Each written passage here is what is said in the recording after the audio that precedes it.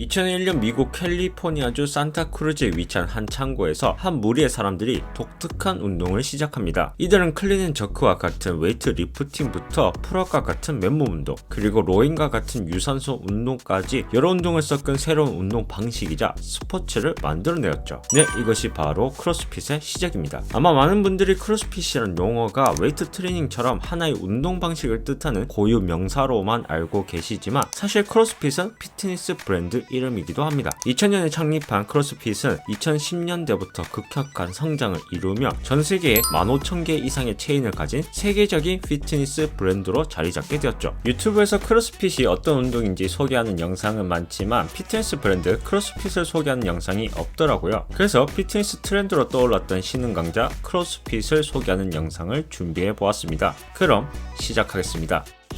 크로스핏을 창시한 사람은 전직 체조 선수 출신 글렉 글래스먼으로 트레이너로 일하면서 기존의 방식을 벗어나 여러 운동을 섞은 자신만의 프로그램을 회원들에게 가르쳤죠. 그리고 글래스먼의 프로그램은 센터 내 매출 상승을 가져올 만큼 상당한 인기를 끌게 됩니다. 여기서 가능성을 본 글래스먼은 자기 아내와 함께 체육관을 차리게 되었고, 그 이름을 자신의 운동 방식 이름과 같은 크로스핏이라고 정하게 됩니다. 글래스먼은 크로스핏에 대해서 이렇게 정의 내렸는데요. 크로스핏은 어느 한 분야에 특화된 피트니스 프로그램이 아니다. 10가지의 육체 능력을 골고루 극대화하려는 시도이다. 이 10가지 능력에는 심폐지구력, 최대 근력, 유연성, 협응력, 민첩성, 균형감, 정확성, 파워, 스태미너, 속도가 들어간다. 그래서 박스에서는 머슬업, 데드리프트, 스네치, 달리기, 스쿼트, 클린앤저크, 줄넘기, 박스점프, 핸드스탠드 푸시업 등등등 정말 다양한 운동으로 구성된 와드를 볼 수 있는 거죠. 박스는 크로스핏 체육관, 와드는 그날의 운동 프로그램을 뜻합니다. 이렇게 시작된 크로스핏이 가장 먼저 사로잡은 이들은 바로 군인, 경찰, 소방관들이었습니다. 업무에서 강한 체력 조건이 요구되는 이들은 고강도 인터벌 트레이닝으로 전반적인 신체 능력을 향상할 수 있는 크로스핏을 찾았던 거죠. 그렇게 크로스핏은 인터넷 홍보와 사람들의 입소문에 의해 점점 퍼져나가기 시작합니다. 그래도 이때까지 크로스핏은 그냥 동네에 있는 작은 피트니스 브랜드에 불과했죠. 그리고 1년 뒤인 2002년 크로스핏은 드디어 처음으로 크로스핏 노스와 1호 제휴 계약을 맺게 됩니다. 이때 크로스핏의 제휴 비용은 1년에 $500였다고 합니다. 당시 대형 피트니스 브랜드의 제휴 비용이 약 $4,000였다고 하니 상대적으로 적은 비용으로 사업을 시작할 수 있다는 장점이 있었는데요.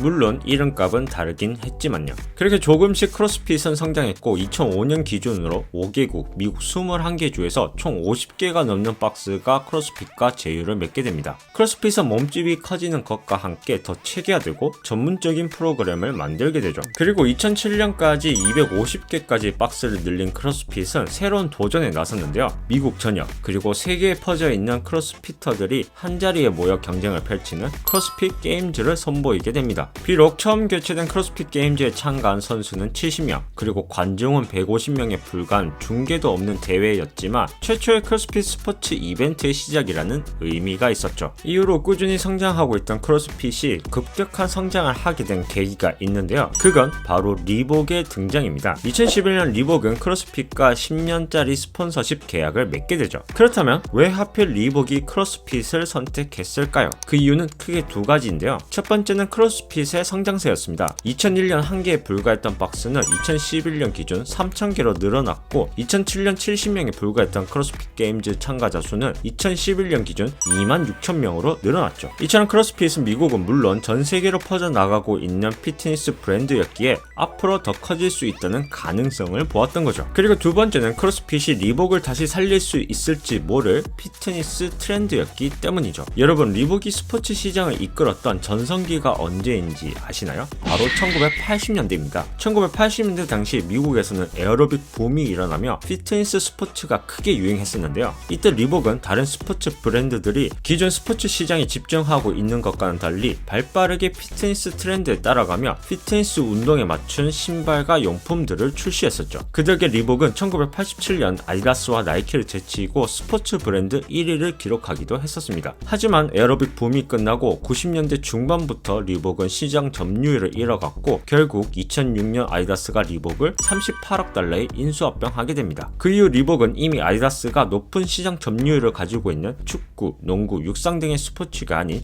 피트니스를 타깃으로 포지셔닝을 가져간 거죠. 그래서 리복은 다시 한번 피트니스 트렌드로 떠오른 크로스핏을 후원함으로써 예전의 영광을 재현해 보려 한 것입니다. 이렇게 글로벌 스포츠 브랜드 리복을 등에 업은 크로스핏은 본격적으로 몸집을 키우기 시작합니다. 먼저 2010년 크로스핏 게임즈 우승 상금은 25,000달러였지만 2011년에는 리복의 후원 덕분에 무려 10배나 상승한 25만 달러를 제공했죠. 그리고 드디어 미국 대형 스포츠 채널 ESPN이 크로스핏 게임즈를 라이브 중계하기 시작합니다. 크로스핏 게임즈는 더 이상 그들만의 잔치가 아닌 게 되었죠. 크로스핏 게임즈 참가자는 2012년 6만 9천 명, 그리고 2014년에는 약 21만 명으로 매년 급격히 늘어나게 됩니다. 그리고 당연히 전 세계적으로 박스의 숫자는 늘어나 2014년 기준 10,000개 이상이 생겨납니다. 기존 운동 방식을 벗어나 새로운 운동을 즐기고 싶은 사람들은 박스를 중심으로 커뮤니티를 구성해 매일 다양한 운동을 함께 경쟁하는 크로스핏을 하기 위해서 박스에 모여들었고 그 수는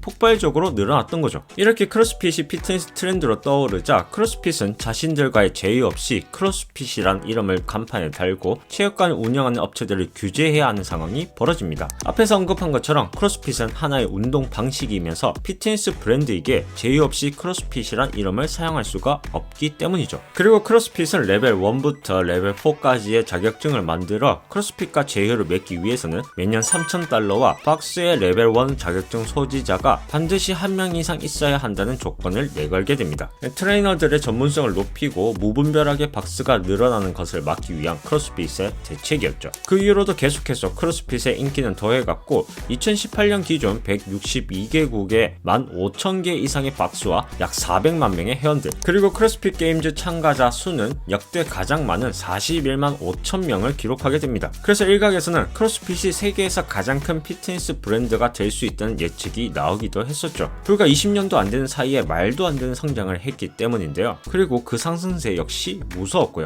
하지만 2020년에 그 잘 나가던 크로스핏이 정말 생각지도 못한 두 가지 이유로 아주 큰 위기를 겪게 됩니다. 첫 번째는 모두가 알고 있는 바로 코로나 바이러스 팬데믹입니다. 코로나로 인해 전 세계 약 20%의 박스들이 문을 닫게 된 상황에서 그 일이 터지고 맙니다. 두 번째 이유는 바로 크로스핏의 창시자이자 CEO였던 그렉 글래스먼의 인종차별 발언입니다. 2020년 6월 초 글래스먼은 박스 대표들과의 줌 회의 도중 전 세계적으로 인종차별 철폐 운동의 도화선이 된 조지 플로이드 사건에 대해서 이렇게 얘기합니다. 우리는 조지 플로이드의 죽음을 애도하지 않습니다. 저나 저희 직원 누구도 그렇지 않다고 봐요. 왜 제가 그의 죽음을 애도해야 하는지 그 이유를 말해주시겠습니까? 백인이니까 그래야 한다는 거 말고요. 거기다 블랙 라이브스 매터 운동을 트윗에서 플로이드 식구라고 비아냥거립니다. 글래스먼의 뇌를 거치지 않은 듯한 몰상식한 발언에 여론은 물론 전 세계 박스 대표들, 크로스핏 선수들, 후원사들은 싸늘한 반응을 보였는데요. 먼저 리복은 올해 말로 크로스핏과의 스폰서십 계약을 종료한다라고 발표했고 리복 이외에도 로그 등의 다른 후원사들도 즉각 계약을 종료한다고 발표했죠. 그리고 수천 개의 박스들이 매년 지불하던 제휴비를 인종차별 철폐 운동에 기부한다고 밝히며 크로스핏이라는 이름을 박스에서 빼버리게 됩니다. 거기다 크로스핏 게임즈 최초로 4연패를 달성한 리치 프로닝 주니어를 비롯한 티아 클레어 투미, 맷 프레이저 등의 스타 선수들은 글래스만을 비판하며 보이콧 운동을 펼치게 되죠. 당시 사업 가치만 무려 약 40억 달러로 추정되던 크로스핏이 자신의 발언으로 휘청하자 글래스만은 CEO 자리를 물러남과 동시에 은퇴하게 됩니다. 그리고 결국 크로스핏은 매각 절차를 밟았고 오라클 경영진 출신이자 박스를 운영하는 에릭 로자에게 인수되었죠. 로자는 인수 후 인종주의와 성차별주의는 혐오스럽고 크로스핏에서 용인하지 않을 것이라고 발표했고 추락한 크로스핏의 이미지와 박스 대표들, 선수들, 커뮤니티와의 관계를 회복하기 위해서 발빠르게 움직였죠. 그 결과 2021년 9,400여 개로 줄어든 제휴박스의 숫자를 2022년 기준 12,500개로 다시 늘렸고 리복은 떠나갔지만 기존 후원사였던 로그 그리고 노브를 비롯한 새로운 후원사들과 스폰서십 계약을 맺게 되었죠. 한때 세계 최고라 불릴 만큼 무섭게 성장하던 피트니스 브랜드 크로스핏은 코로나와 CEO 이슈로 큰 위기를 겪었지만 새로운 CEO 아래 더 큰 성장을 바라보고 있는데요. 로자는 크로스핏의 미래에 대해서 이렇게 얘기했습니다.